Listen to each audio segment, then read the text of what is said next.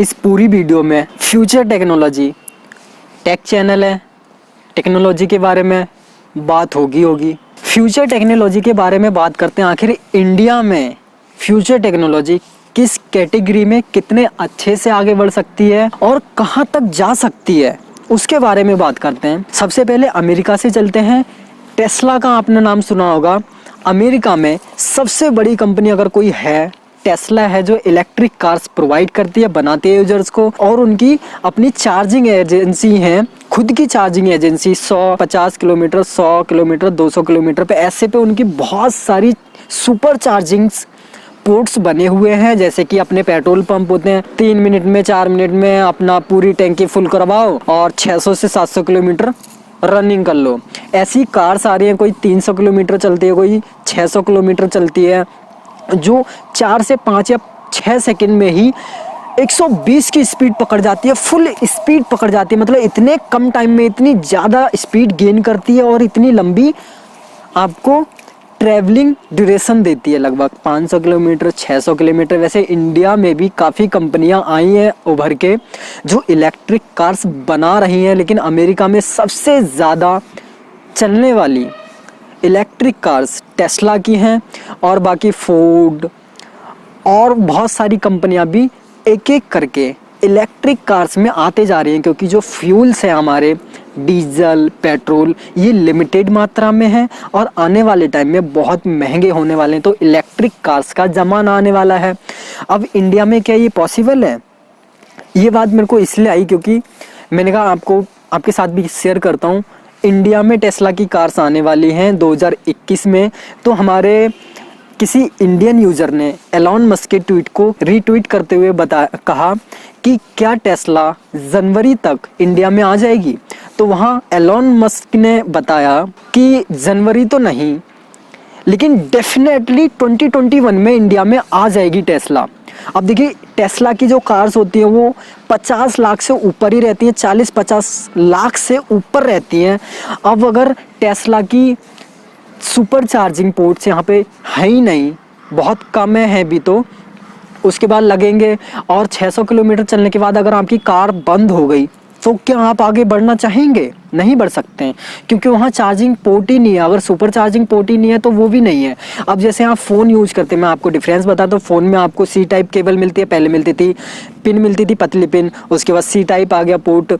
अब बहुत सारे स्मार्टफोन्स हैं सी टाइप ही बनाते हैं, मैक्सिमम स्मार्टफोन जितने भी हैं वो सी टाइप बनाते हैं। अब उसके बाद जो है हमारी इलेक्ट्रिक कार्स का ज़माना आ रहे हैं, तो अलग कंपनी अपना चार्जिंग पोर्ट अलग टाइप से बनाती है, दूसरी कंपनी अपना चार्जिंग पोर्ट अलग टाइप से बनाती है। तो इसके ऊपर कोई रूल्स एंड रेगुलेशंस नहीं है, ताकि एक जैसे चार्जर सभी कार्स में लग सकें। और इसके ऊपर कोई भी रूल्स नहीं है, ना तो कोई सरकारी कंपनी, ना कोई इंटरनेशनल कंपनी है जो इन चीज़ों को रूल एंड रेगुलेशंस के अंदर ही कहे एक जैसे चार्जर बनाओ, ताकि एक कंपनी की कार दूसरी कंपनी की एजेंसी से चार्ज हो सके। ठीक है, चार्जिंग पोर्ट से, सुपर चार्जिंग पोर्ट से चार्ज हो सके या दूसरी वाली से चार्ज हो सके। तो इसके ऊपर कोई रूल्स रेगुलेशंस नहीं है। तो मेरे ख्याल से तो उसके ऊपर प्री बुकिंग स्टार्ट हो जाएगी टेस्ला की 2021 में ही स्टार्ट होते ही। और अगर आने वाले टाइम में अगर टेस्ला इंडिया आती है तो मेरे ख्याल से इतनी अच्छी ग्रोथ नहीं मिल पाएगी टेस्ला को, क्योंकि यहाँ पे शायद इससे पहले वो आना अच्छा नहीं चाह रहे थे। मतलब कह रहे थे कि यहाँ पे टैक्सेस ज्यादा लग जाते हैं, और हो सकता है अगर इलेक्ट्रिक कार सबने लॉन्च कर दी उसके बाद टैक्सेस बढ़ा दिए इंडियन गवर्नमेंट ने, तो उसके ऊपर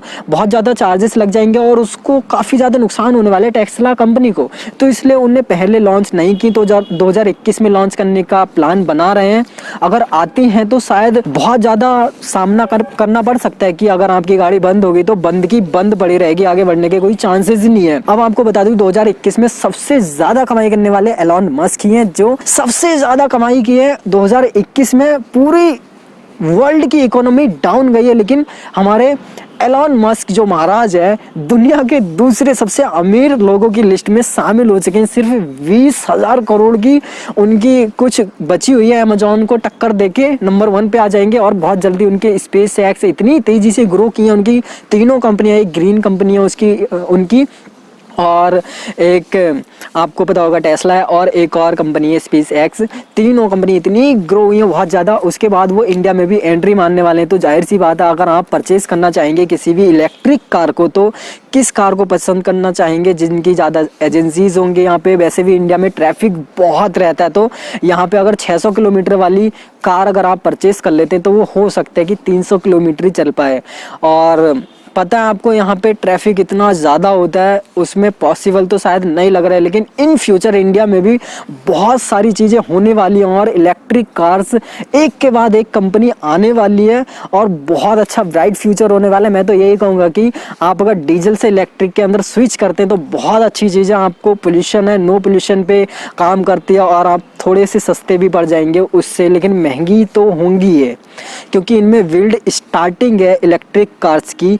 तो डे टू डे, साल टू साल, मतलब साल दर साल आपको इनमें इम्प्रूवमेंट देखने को मिलेगा। जैसे पहले की स्मार्टफोन जब आए थे तो पहले कितने बेकार थे, उसके बाद पहला जो मोटोरोला का पहला फ़ोन जो आया था बात करने के लिए, उसमें इतने फीचर्स नहीं थे, वो कम से कम 2-2.5 किलो का फ़ोन था। उसके बाद देखिए आज सबसे slimmest phone Vivo V20 pro launch हुआ था। उसके बाद आपको ऐसे ऐसे फोल्डेबल फ़ोन और दोनों तरफ स्क्रीन वाले phone, under display phone, under packed battery phone start हो गए। कभी आपने सोचा नहीं था रिमूवेबल बैटरी के साथ पैक्ड बैटरी आएगी, लेकिन वो पॉसिबल हो पाया क्योंकि टेक्नोलॉजी में डे टू डे सुधार होता है। और इस टाइम पे टेक्नोलॉजी इतनी तेजी से आगे बढ़ रही है कि आप अंदाजा भी नहीं लगा सकते हो। तो इलेक्ट्रिक कार्स के अंदर एवोल्यूशन आने वाला है, इलेक्ट्रिक चीज़ों के अंदर एवोल्यूशन आने वाला है और बहुत कम टाइम में ये इतना ज़्यादा ग्रो कर जाएगा। फ्लाइंग कार्स आने वाली है, डे टू डे सारी चीज़ों में आपको ग्रोथ देखने को मिलेगी। और